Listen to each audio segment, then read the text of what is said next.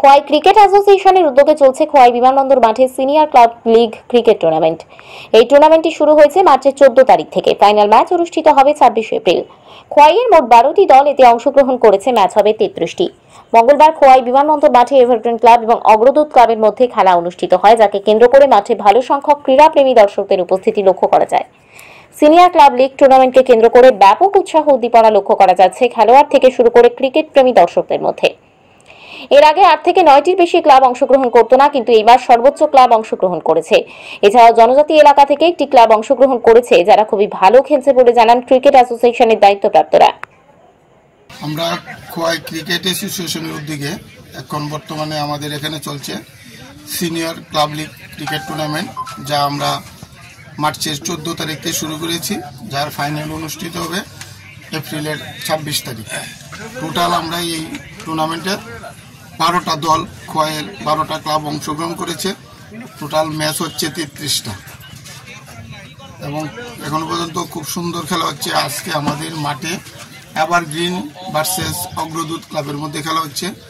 প্রথম ইনিংসে evergreen club তারা নির্ধারিত 50 ওভার খেলে 502 রানের টার্গেট দিয়েছে অগ্রদূত ক্লাবকে জয়ের জন্য।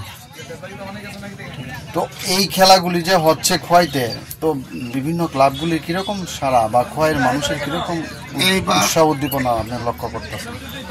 উৎসাহ উদ্দীপনা তো যথেষ্ট আছে, কারণ এই প্রথমবার এত বড় ধরনের সিনিয়র ক্লাব লিগ টুর্নামেন্ট হচ্ছে। অন্যান্য সময় 7-8টা বেশি ক্লাব পার্টিসিপেট করতো না এই টুর্নামেন্টে। এইবার সর্বোচ্চ ক্লাব পার্টিসিপেট করেছে এবং মফস্বল থেকে, আমাদের পাহাড়ি অঞ্চল থেকে, যেমন উপজাতিদের থেকে একটা টিম এসছে, যারা খুব দুর্দান্ত পারফরমেন্স এখনো পর্যন্ত দেখিয়েছে। তারা অনবদ্য 3টা ম্যাচে তারা পরপর জয় লাভ করেছে। প্রথম ম্যাচে তারা চেজিং রানে 254 রানকে চেজিং করে তারা জয় লাভ করেছে। টান টান উত্তেজনায় মাঠে ম্যাচ ছিল। তখন বিকালে প্রথম দিনের খেলা, দর্শক প্রচুর পরিমাণে মাঠে ছিল। সবাই ওই দিন তাদেরকে খেলা দেখে আনন্দ উপভোগ করেছিল এবং ওই টিমটা সম্ভবত আমাদের একদম ফাইনাল পর্যন্ত যাবে আমরা আশা করতেছি, যারা আমাদের এই অ্যাসোসিয়েশনে যুক্ত। কোনখানের টিম এটা? টিমটা আমাদের শহরের পূর্বাঞ্চলে চাম্পাওয়ারে অবস্থিত। তাদের ক্লাবের নাম হলো ব্লুমিং ক্লাব। যারা খেলছে তারা কি সবাই লোকাল?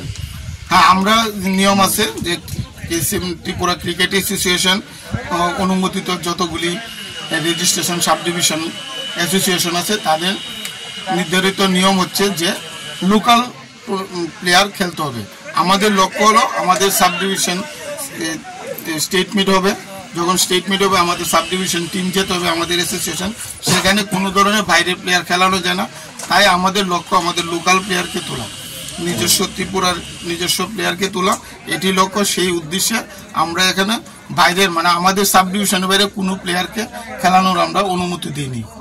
খোয়াই থেকে প্রদীপ ঘোষের রিপোর্ট, ত্রিপুরা পাইওনিয়ার।